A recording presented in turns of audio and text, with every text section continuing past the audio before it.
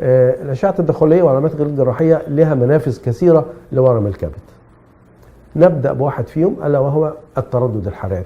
التردد الحراري عبارة عن إبرة بندخلها تحت الاسترشاد بالموجات الصوتية أو الأشعة المقطعية تحت مخدر بسيط جدا لمدة ربع ساعة أو تلت ساعة، وندخل الإبرة دي إلى منتصف الورم ونوصل الإبرة دي بجهاز. هذا الجهاز بيصدر ذبذبات، هذه الذبذبات بتقتل الخلايا، يعني الورم بيموت نفسه خلاص.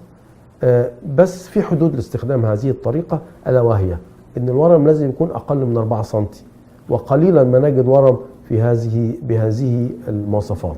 الحاجة الثانية إن المتابعة ضرورية، والمتابعة ضرورية دايما لأن الكبد الذي قابل لاستخراج أورام قابل لاستخراج أورام جديدة في أي وقت من الأوقات. إذا قتلنا ورم هناك احتمال آخر إن يتكون ورم في مكان تاني من الكبد، لأن الكبد أصبح تربة جيدة لتكون الأورام.